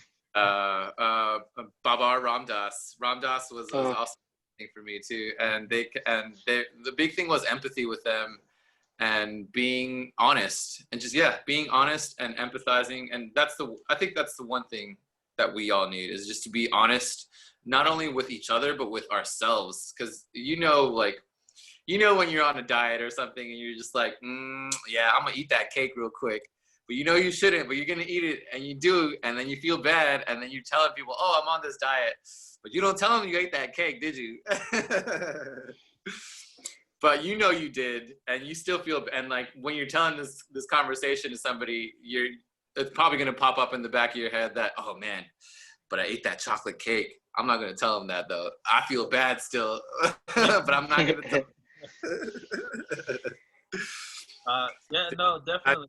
Oh, go ahead. Uh-huh. Yeah, like some of the 7 things that I was talking to Eric about for empathy, because I have a list here of 7 things, like listening, use similar language. Like they suggested say sorry, but I like to say I understand. Yeah, I think I understand would be a lot better than saying I'm sorry, because that would be more sympathizing than empathizing with them. Yeah, and I'm like very fortunate to be able to practice this from here at work, my house. Working from home, Another thing, don't be judgmental. Get to know the person. Challenge your own prejudice. With compassion, look for commonalities with instead of differences, and avoid labeling people. And I was telling Eric too. I was like, how does this list transition to you? Like, do you enjoy being listened to? Because I know how it feels not to be listened to. And I was telling Eric too. I was like, I've been the background friend, you know, and that always felt horrible. You know, I never liked that. You know, and I like to know people have common ground with me, that they understand how I'm feeling, they understand where I'm coming from, knowing that I'm not being judged, and knowing that I could be myself around people, you know, and not be judged, and like people trying to get to know me, you know.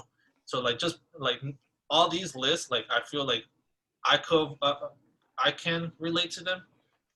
So like I understand. I feel like I really understand where people will come from if I'm trying like to get to know you better if you're having a bad day, you know. So that's, Yeah, I'm really fortunate to be able to practice here at work all the time. definitely, definitely. And like I feel like I practiced that today too. I had a coworker of mine that they just got really deep with me, and they were telling me that they used to have like really negative thoughts, and they still have negative thoughts, and they battle with that all the time. And I tell them, you know, it's like I mean, you're gonna have these thoughts come out, negative, positive thoughts, but you just got to remember that you're not your thoughts, you know, like it's what you do with those thoughts. Like, are you going to linger there? Are you going to stay there? Are you going to are you going to follow through in those thoughts? Or are you going to just be like, nah, that's just something that's just, you know, we're not going to make it a thing, you know? And that was my way of sharing my experience with her was I would have conversations with myself, with my conscience, with my inner personal self, and just, you know, hey, like, I know we're feeling bad right now, but do you really want to go down this path of darkness? Like, you know where it leads, like in the Matrix, man. Like, you know where it leads, Neo. We've all been down that dark road, and it's like, do you really want to follow in those feelings of darkness, or do you just want to wake up and be like, you know what? That was just a fleeting moment of whether it be, if you want to call it weakness, because I don't think it's weakness, because emotions are make us stronger. I don't think it's weakness if we show or have emotions, but just having that feeling of that dark feeling of like maybe like or having like suicidal thoughts, or having thoughts of like wanting to hurt yourself or hurt others. You know, you gotta take a step back and really observe yourself and be like, do I want to continue down this path, or should we take a different route, you know? Yeah. One thing I forgot to mention earlier today, but this week I actually messaged a teacher of mine. She's really cool. And I was telling her like what she could do, kind of empathy, like how to get her students to know better. I think that right now is like the perfect time to get to know students if you're a teacher. Like, for example, like I know going to school, and this is like for teachers that are going to virtual school, like teaching virtually, or even teachers who have like are teaching in classes right now, like just give the kids 10 minutes, but each day you're pulling an individual and you're getting to know them, right? Yeah. And not asking them, what do you want to do in life, but what do you want out of life? Like what do you want? What do you want out of life as far as like an emotion? And I told her, I was like, the word emotion has the word motion, which means to be able to move forward, or, you know, just like the process of being able to be moving forward or being moved. And I was like, as humans, we only have two capabilities. We're moving forward or we're moving down, you know, positive or negative. And when we're neutral, we're not moving at all. And I think the E in emotion actually stands for energy. So energy and motion is, for me, I have to say, is what that stands for. Walter. Yeah, I'm here. I'm just I'm trying to connect my Okay.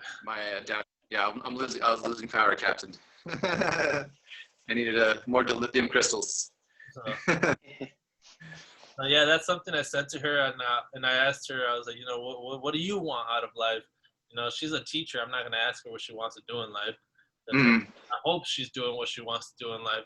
So, what do you Yeah, want out of life? Like, how's there's a that? lot of people out there that think they're doing what what they want to do, but then they kind of just like, maybe that's not something like I guess they've been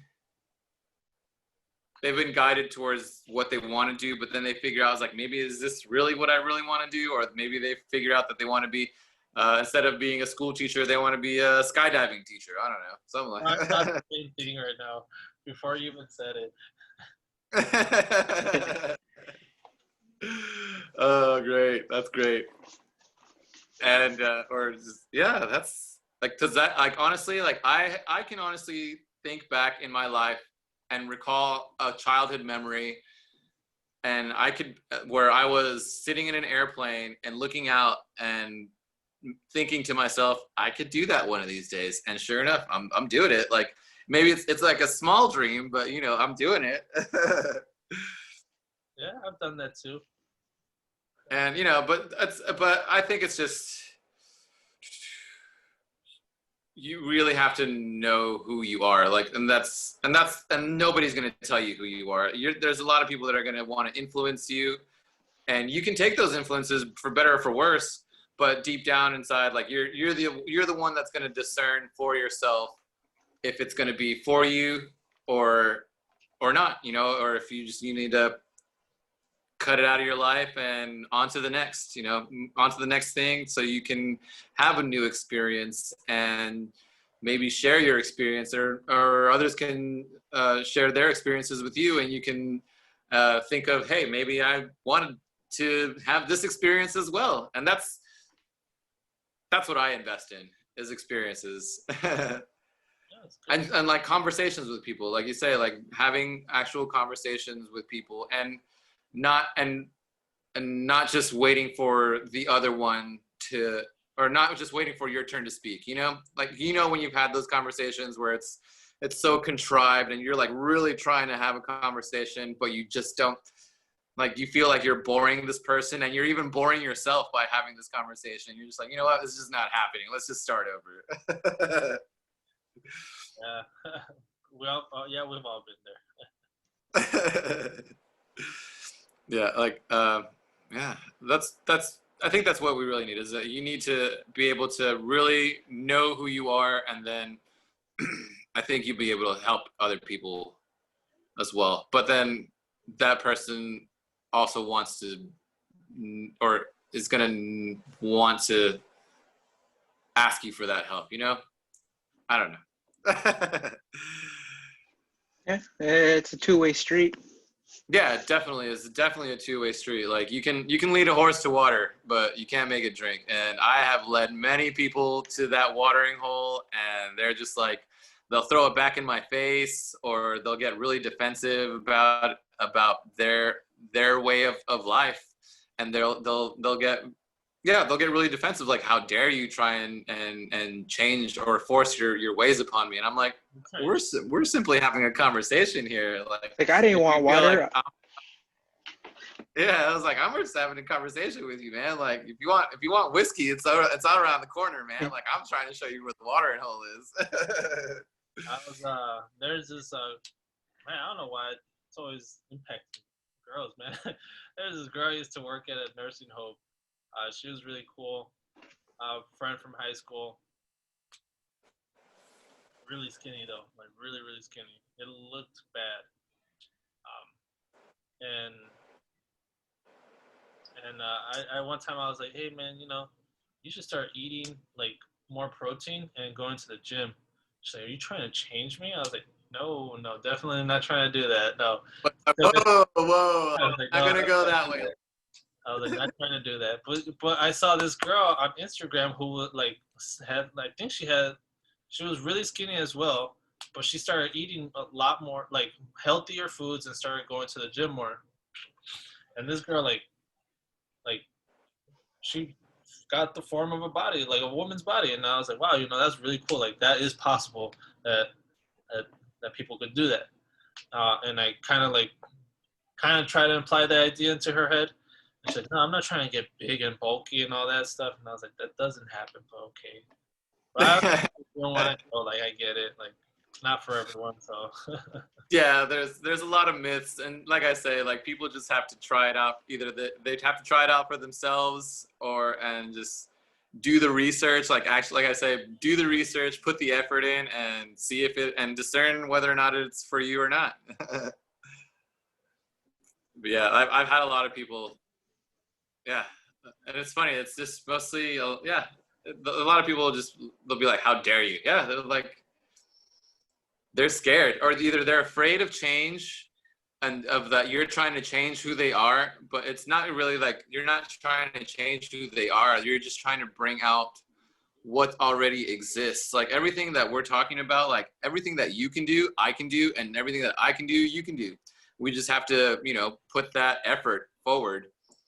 And I tell that to people all the time. It's like anything you can do, I can do, and anything you see me do, like you can do it too. You have to be in the right mind and do the right action, right mind, all that fun stuff, and time and effort. That's all it's going to take is time and effort. It's just like what happens when you get with a diamond. Like with a lot of time and pressure, like that's you'll be shining like a diamond pretty soon. Love But you just gotta be. And go ahead. I was gonna say, I honestly think it's because like you kind of attack their ego, and that's why they're like, why are you trying to change me? Like, why are you telling me this? And I honestly think it's because you kind of hit their ego wall, and that's the reaction is like, I don't want water. I want Dr. Pepper. Yeah. I was like, all right, you can have this Dr. Pepper, but is it going to be that nutritional for you? Like this tall glass of orange juice, or maybe a glass of water? I don't know. Yeah, no. But yeah, you're right. Right about the ego thing is that like you can't it's just so hard with people when they don't know that they're using their egos, and when you do, and like the three of us having this conversation right now.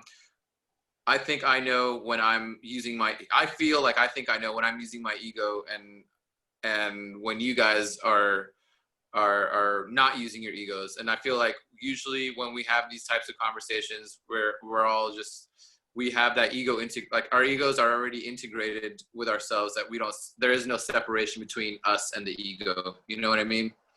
Yeah. And so I want to say like probably like 85% of the human race is just is asleep, and they're so attached to their egos and to that residual self-image that who they think they are, and when you suggest something that is so radical to them, they're just like, well, why are you trying to change me? Not even that, or they'll change the topic of conversation right away, like that. Like yes, yeah, they'll just like they'll judo it. They'll judo flip that conversation right on you. Hey, have you seen this movie? I was like, bro, we're talking about space and life and Earth. Like fuck that movie, you know. But then that's my ego. Then I start feeding into that, So whenever there's a topic on, I feel like it's hard because you catch yourself too. You're just like, oh shit, am I being an asshole? Am I? No, I'm not. I don't feel like I'm being an asshole. But if you feel like coming off as honestly, if people feel like I'm coming off as an asshole or very I guess the word is, what's the word I'm looking for? sporadic.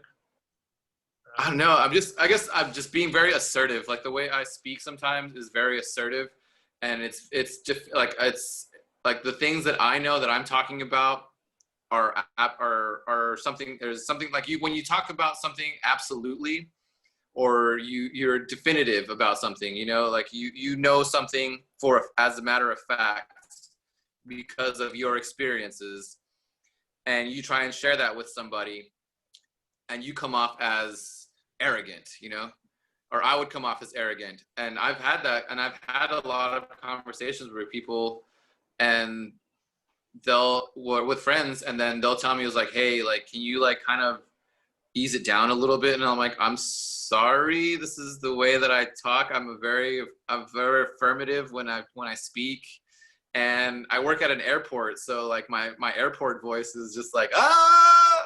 So, sometimes I gotta, if I'm yelling, it's not intentional. It's just because I'm very assertive, and I know when I speak, it's with conviction. And I think a lot of people, when they do that, they know that when they speak with conviction, but when it's coming towards them, they feel almost afraid of it. Like it's just like this shining sun in the sky, and they're just like, oh my God, no.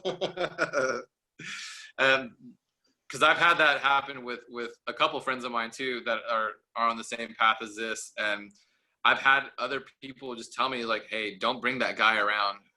And I'm like, why? Like, what's wrong? Like, he's just another guy. I thought we all had a good time last time. Were you just faking it? Like, now I'm just like, now you're just making me question your friendship. Yeah.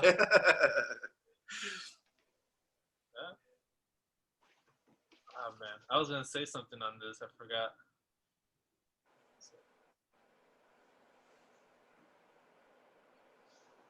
Nope.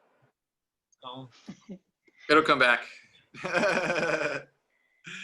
It'll come back. Was it about just being like assertive, or like speaking with conviction? I don't remember. It was, Where was it? Where did you trail off? it was somewhere there, dude. It was somewhere there. I'm trying to. Whatever. No, it's gone. Because I know when we've had conversations, and when you and I used to work together, like people would tell me things about you, and I'm just like, I don't get those vibes at all from him. Like, what? What are you even talking about? Maybe it's just your ego. It's like your ego is bruised. I'm sorry. Like you got hurt a little bit. Well, yeah, I know people talked about me, but honestly, it wasn't even like. I feel like there I had to be direct with certain people, so I think that's what it probably was. But even then, when I was like direct with you, or even like direct with other coworkers, they wouldn't take it like certain ways. So I was just like, oh. Yeah, that's why like it's so hard with people. Like I feel like I just have to walk around eggshells with everyone all the time now. Well, not everyone all the time.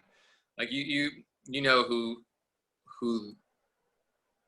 who of who you have to walk on eggshells with in your daily life. You always have that one coworker, two coworkers you have to do that with. Like you have to say things certainly so they don't get offended. Treat them very, very delicately with like foam pincers or something. Like I don't know, like my mom would say, te tengo que tratar con pincitas, like just like very delicately. That's funny. True. Oh man. No, But I feel that's a lot of people though, like because you can have a conversation with anybody, and if they don't like a certain way you're speaking, like if they feel like if you're speaking a certain way to them, and certain past experiences for them have traumatized them into thinking like, oh man, maybe he's talking down to me, or oh man, he's raising his voice, like he must be angry, or something like that. Like, and I feel like communication is key into understanding one another, and the empathy and empathy goes in there too, is like just having a conversation with someone. Yeah, I know. Uh-huh. Oh, thank you. Yeah, I know. Like example, airport. One of the things right now that I was like, who's talking about me? But I was like, whatever, it doesn't matter. You caught that ego. Yeah. Like I caught myself about to be like, who? But I was like, tell me. Does it matter who it is? Like everybody's gonna talk. Dude, trust me, I have so many haters right now, and it's great because they only know a certain aspect of me. They don't know the whole. They've only seen one little quantum leap of myself. they haven't seen just like the whole thing. And even then, it's like I still haven't discovered the whole thing. You know, like I know the things that I'm capable of, and I know the things that I don't want to do anymore, and I know the things that I want to pursue, and you know, just the positivity that I want to continue to share with everyone in my life, and with you guys, and with you know, just anybody that I come across. If I can shed a little bit of light onto their darkness, you know, like my work is done, you know. Yeah, for sure. But yeah, like another thing too, I always whenever I tell people, like, cause people told me back at the airport that I was like really mean, and I was like, but you're not listening to what I'm telling you. That's the thing that I need you to do is listen to what I'm telling you. You know, Yeah. that's Listen, Lynn. Listen. yeah, like, and that's number one on the list of empathy is you have to listen. Mm-hmm. It's I not have to really, really listen. And like today, like for example, this plane that got diverted in from Vegas, it was supposed to land in Austin, but it got diverted here to San Antonio. They made announcements on the plane, and they told people like, we're here in San Antonio, we're gonna fuel and we're gonna leave. But they made the suggestion, and I think this is where it all went to chaos, is that they made the suggestion that if they would like to get off the plane, they can, but they won't be able to come back on. You know, because there's a standard that if once you're off that plane, you cannot come back on. And so there was a few people that got off, and they were under the impression that they could still get back on, and they were furious with their decision. Like we had something to do with their decision. They were so mad at us, like, well, you guys should have explained it, and blah blah blah. And our coworkers are just like, well, the flight attendants clearly explained it to you before you got off the plane, and whoever was at the entrance of the plane obviously told you as well, if you get off of this plane, you will not be able to get back on.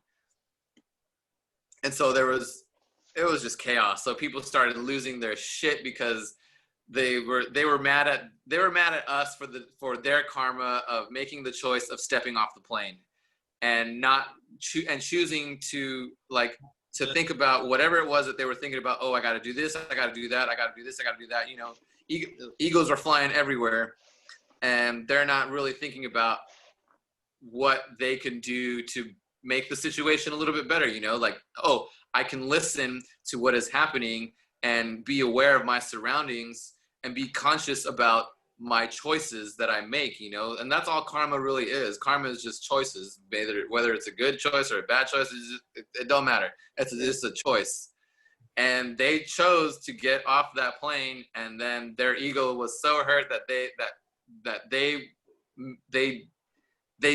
just can't believe that they were wrong, and they got to blame somebody else. These like Generation Xers or Y or whatever they are, I don't know who they were, but they were older people. They were just so quick to point the finger at somebody. It's like, no, this is not my fault. It is your fault that I made this decision. You did not explain the rules of the game very correctly. Where they explained it with like apples and oranges, you know, like I don't know how better they could have explained it to them, you know.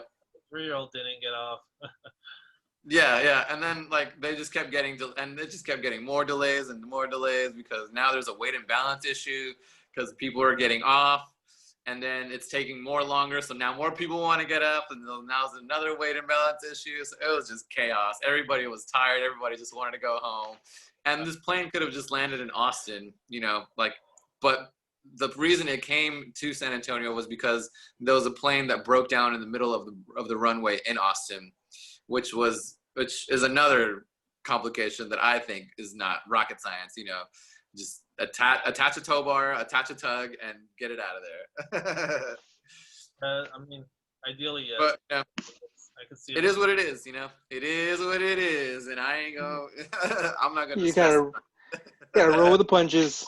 Exactly, man. Just be in that state of flow, and just like, you know, well, This is the now. yeah, I guess. And I was and the whole time I was thinking in my head, I was like, I'm not going to make it to this podcast. I was like, I need to make it to this podcast. I'm not going to make it to this podcast. And as soon as I saw it was like 10:24, I was like, oh my God, it's over. My life is over. But no, it wasn't that bad. I was just really stressed out about getting on the show, getting home safely, and not getting pulled over by the cops. Yeah.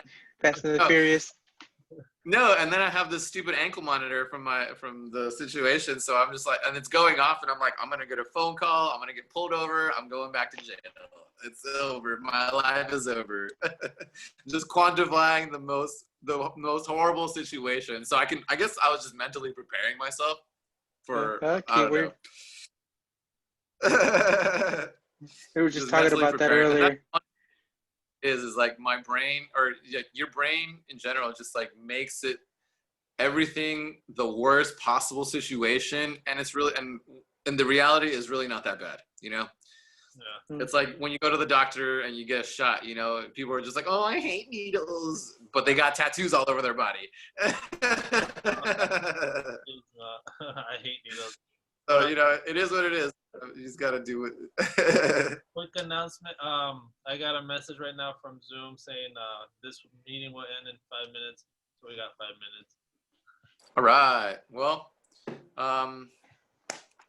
that's all I pretty much have to say. That was my conclusion. I guess in conclusion, just don't be judgmental, man. try not to be judgmental and be patient with people as you're having conversations with them. And if you're gonna make a suggestion, like try and make it a suggestion. Don't say, hey, well, you should do this. You like make it more of a suggestion. It's like, hey, I think maybe you should try because in my experience it helped me. You know, and that's the way I try and explain it to people, is that I try and share my experiences, what helps me, and if it doesn't help you, you know, it didn't hurt you. You know, we can try something else. Whatever doesn't kill you, make you stronger, you know? Yeah. True. That's true. And that's another thing too, just, you know, mentally preparing yourself for life is one. Yeah. Any outcome in life. That was a topic Eric and I touched on. And the other thing too, just look for common grounds with someone, you know, like don't look for the differences. Look what you have in common with that person. You know? Totally. So that one stuck out to me the most. But listen is number one, and that's one that I get to practice all the time. Yeah, all the time at work, and I'm happy. You know, like I think I was telling. You weren't here yet, but there's this woman that it hit me, bro. It felt so good. I was like, hey, how you doing today? And she's like, oh, I'm so blessed. And I was like, yes, I love it. Yeah. And she was my last call for the day, and I was like, man, you know, I'm gonna start saying that because that was really beautiful, you know. Honestly, I say that to people too. I'm just like, oh, well, that's awesome, man. You know what? Stay blessed. Or that's my goodbye to people. Stay blessed. You stay blessed. Like, stay classy, San Diego.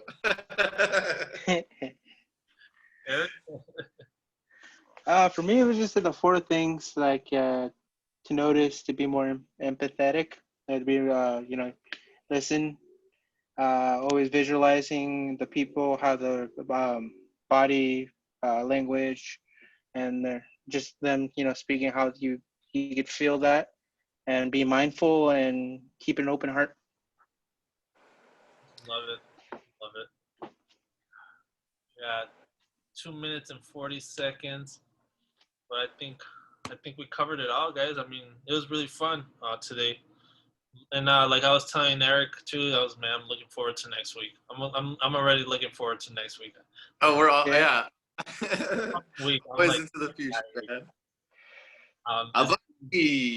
It's so fun lately, and I'm just, oh man, I'm having a blast. I'm probably gonna stay up till like probably 3 a.m. just probably reading, drawing, Meditating. I don't know what listening to YouTube videos. I've been listening to some motivational speeches, and now they make sense. You know, like I used to listen to them, and I was like, oh, I guess, like, yeah, I see where it's coming from. And now it's just like, it all makes sense. intense. Oh, and then you throw psychedelics into the mix. Not yet. And then you're like, oh my god. Yeah, then you're just foobarred. But awesome, guys, man. I'm definitely looking forward to next week. And we'll come up with our topic again sometime this week. But with all that being said, I hope you guys all have a wonderful night and sleep well. Goodbye, everybody. Enjoy. All right, guys.